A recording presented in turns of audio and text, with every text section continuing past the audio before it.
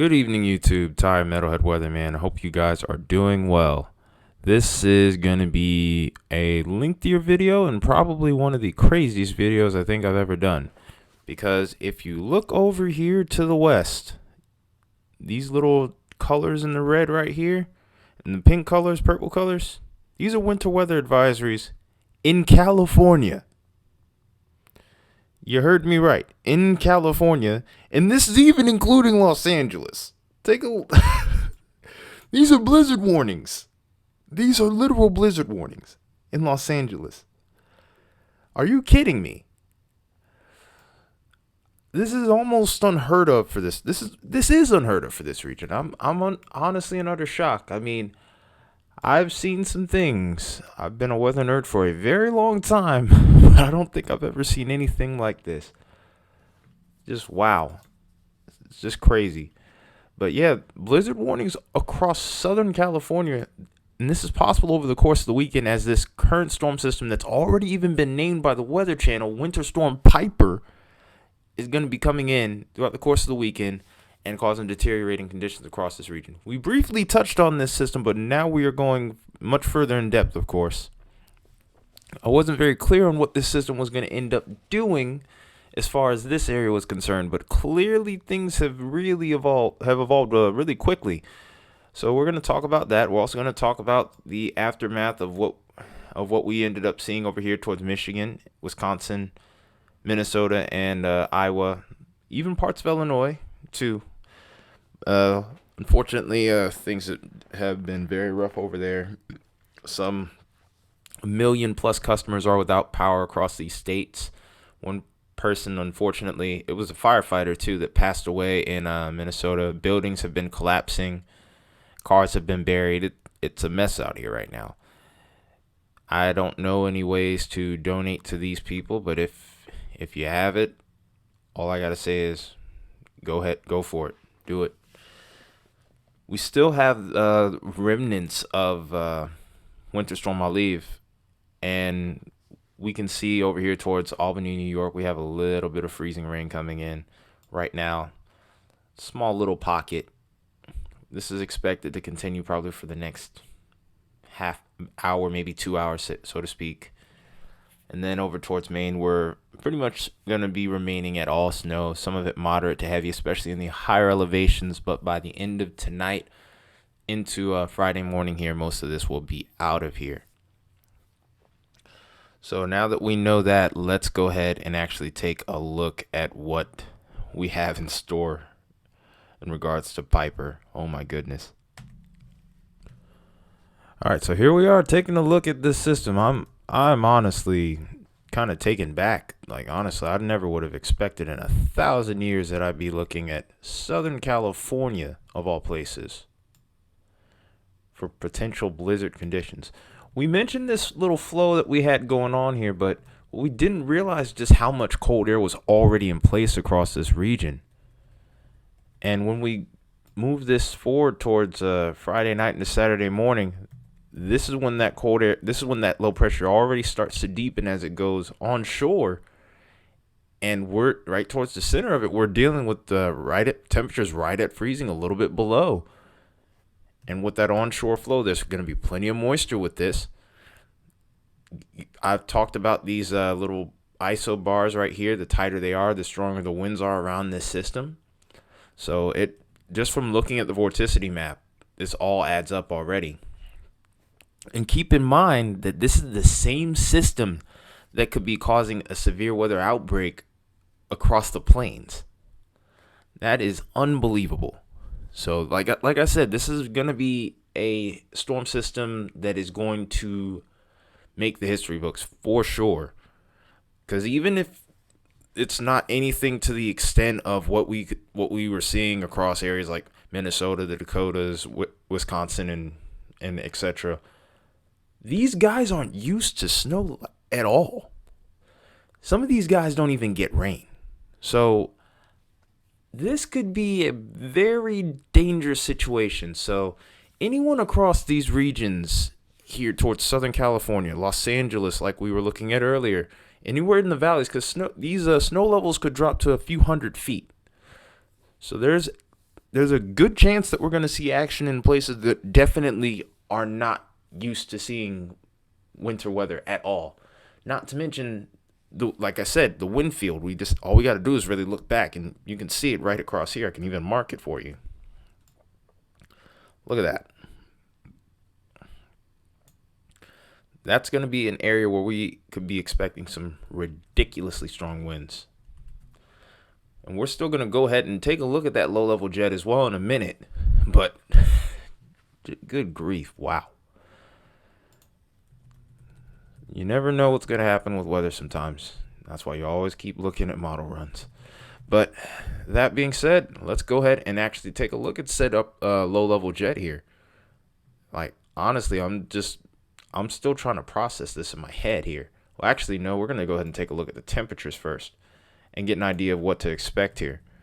So here we are heading into Friday morning. These temperatures are already near freezing at this point, so the ground is going to be relatively cold. And as we head into Friday night, it's going to remain that way. And even into Sunday morning, this is when the coldest air is going to be coming in. And this is probably when the storm system's really going to start to get going here. That low is going to deepen as time goes on. So it's going to drag in more cold air towards these areas further to the south. And this is somewhere around here is where LA is. And we're near that freezing point. Given the amount of moisture that we'll have available, I do think we will end up seeing snow. How much snow will you get? Still in question. How much will these temperatures change? That's going to be the key point in all of this. The fact in the matter is, there's a good chance that a lot of areas over here will end up seeing some form of wintry precipitation, which is unbelievable. Let's go ahead and take a look at the low-level jet. And this is what alarms me the most, is the fact that not only could we be getting wintry precipitation, but blizzard-like conditions. That's unheard of. Even if it isn't a full-on blizzard, like I said.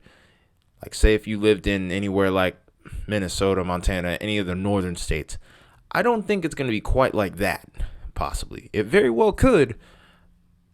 But the fact that we're even seeing snow here, it could probably prompt a blizzard warning, because this is left up to the discretion of the National Weather Service office in whichever sector. So the fact that we're seeing snow and strong winds put together, yeah, blizzard warning, easy.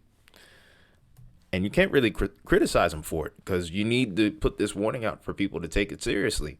But look, even then, it's not like it's invalid here. We have a sector here where we're getting a low-level jet wind at about 50 knots here. So that's close to 65 miles an hour in theory. So there's some real validity behind that blizzard warning. It was not necessarily by just impulse.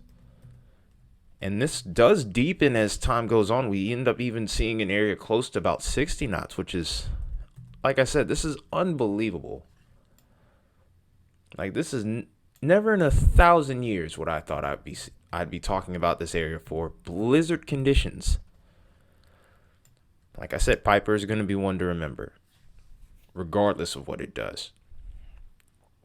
So that being said, we don't even really need to look at the dew points. We already know the deal here. So the main thing we need to do now is basically look at the precipitation type. And then we'll go ahead and look at the potential snowfall we may end up seeing across this region here. So this is what we're looking at currently right now as far as precipitation goes. So this is heading into Friday. Nothing too far out of the ordinary just yet. Well, actually, let me take that back. We're already starting to see some snow towards the coast. An area that is not used to seeing it right here. I already know. Because the mountains are over towards this region. We're getting into the valleys now already. And this is heading into Friday morning. Things only pick up as we go further into Friday morning. Well, actually, I have to look at this differently because this is Pacific time. See, this just shows you how much of a throw this is for me. So 12Z for the southeast, that's like 4 hours back. So that's about 7, 8 o'clock. If we go back another 4 hours, this is overnight tonight, actually. This is crazy. Then we watch things start to develop from here as we head into the overnight tomorrow. Big time snow band starts to develop here, and we even start to see ice and, if I'm not mistaken, maybe even the potential for thunder snow. Good grief. This is unbelievable. This is a raw reaction too. This isn't edited, by the way, folks. This is just is real. This is a genuine reaction. I can't believe this. But we look towards Saturday morning into Saturday afternoon. That rain and snow is persisting, and not to mention, we still have those strong winds to deal with too. Let's look at those wind gusts, if I can. And these are going to be a little bit different looking. They're going to be over the 6 hour maximum 10 meter wind gust. So this is going to be a little bit above our heads, but not by much. This is still very much what we could be experiencing on the ground here. So we'll just have to wait for this to load really quickly. If I can get it to load. That's strange. Just give me a second here. Okay, it was a little glitch here, but here we go. We got things under control now. So what ends up I think what ended up happening here is this is so far out of time now, is that this just didn't pop up here. But we already have a pretty sufficient wind field as it is before the storm really starts to kick up here. We have areas that are getting up to about 20 to 30 miles per hour on the ground level. Over towards the mountains, the wind gusts are higher. We're getting up to about 40. But as time goes on here, and this is heading into the overnight and into most of Friday, look at that. We almost have hurricane force gust in the mountains. And then in the valleys here, we're getting up to about tropical storm force gust. And then across the southern parts of the Sierra Nevada, heading into some of these valleys here, we're still getting up to minimal tropical storm force gust. And then in these pockets where snow could still be expected to fall Friday night into Saturday morning, we can see 50 to 60 mile per hour gusts there over the next over this course of 6 hours here. It's mind blowing. This is mind blowing. This is mind blowing. To have to to be able to understand what's going on here, taking all this in is just unbelievable. So now let's go ahead and take a look at the snowfall totals. Because like I said, this is going to be the type of setup where you may not even have to have your temperatures a little bit below freezing. The temperatures are cold enough at the surface, and we also have a situation where we have an abundance of moisture. These are going to be wet snowflakes. These are going to be falling fast and probably in the form of huge snowflakes as well. And it's going to be consistent for a lot of these areas. You may switch back and forth between rain, but between that and the wind blowing, this is going to be nuts. So right across this region here, there's a small pocket where we could see even 3 inches of snow in the little valleys of Southern California here. This is not far away from LA here. Towards some of the higher peaks, we could see up to about 50 inches according to the Euro here, which is crazy. Over towards the Sierra Nevadas, this is nothing new, but this is still going to bring in some almost, I would say, even record-breaking snow. And this is only over the next 90 hours. In reality, this storm system is going to end, I would say, more so Saturday morning, Saturday afternoon. So really over the next 48 hours is when we'll see these totals. But to see these totals where they are is the big thing. And then we also can't forget about some of these other states here. Like, for example, we can see that Arizona's in the action. Flagstaff, you guys could be seeing some pretty significant snow. Utah, of course, you're going to be in the action too.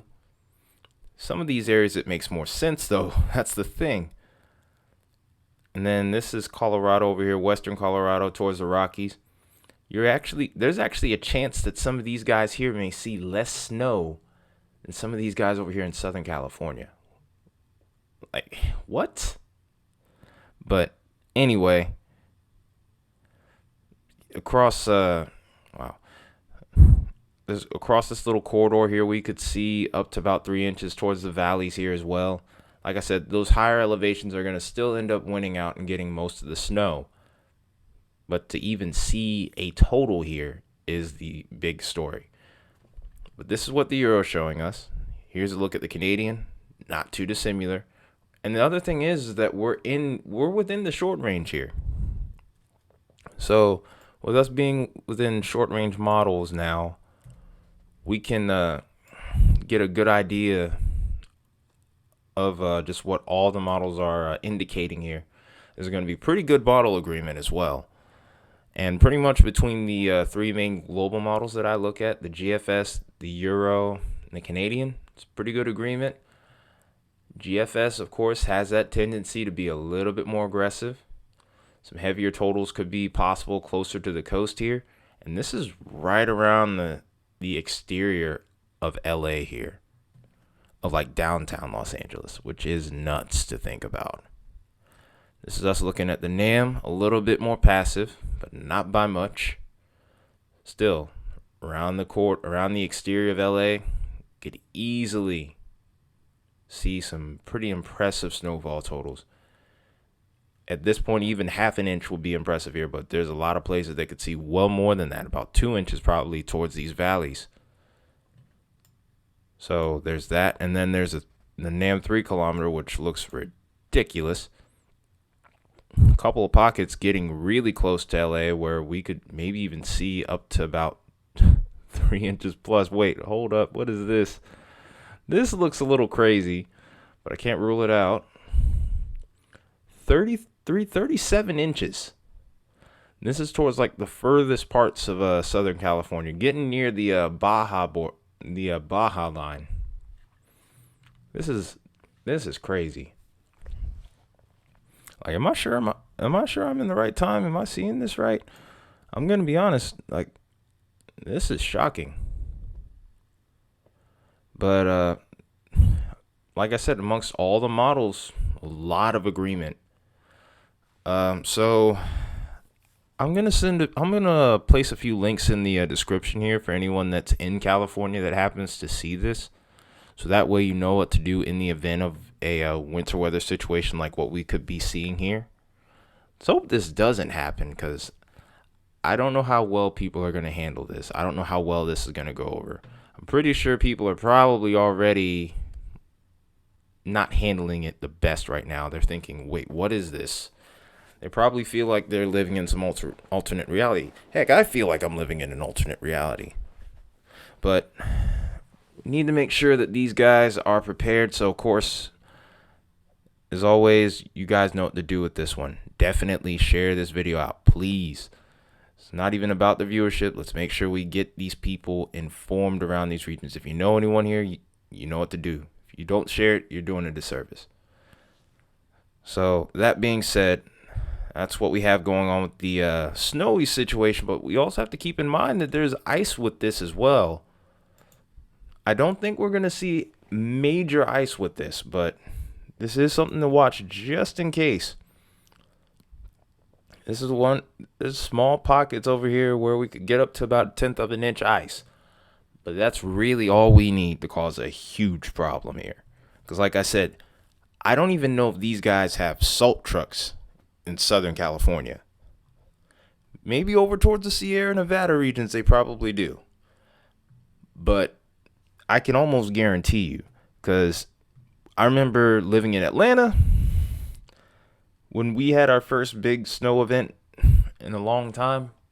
We had to borrow ice trucks the following event from North Carolina. So that being said, anywhere around here, I'm really concerned about you guys. The best thing you can really do is, if you haven't prepared already, you're better off just staying where you are, truthfully. Because if you don't, even if you have experience driving on slick roads, there's a lot of people out there that don't. And you don't want to be out there in a situation where you don't know what you're doing. Because when that car starts to slide out from under you, it will scare the mess out of you. I've had it happen here in Atlanta. So, man, just wow, this is crazy to think about. But that being said, please, you guys down here, make sure you are taking the proper precautions, because this is not something to mess around with. You're thinking, okay, it's just winter weather. Winter what? Like we've seen up here in Michigan, areas that are used to it, there are people that have still passed away in these events. So that being said, anyone down here, especially towards Southern California, the best thing you can really do at this point is sit and wait it out. So that being said, we're looking at the ice. It's like I said, no major ice storm by what you would call traditional standards, but this is not a traditional storm. So over towards these regions here, especially over towards the coast, just stay inside. That's really the best thing you can do. Please. But that's what we have going on with this system here. This is what the outlook on Winter Storm Piper will be.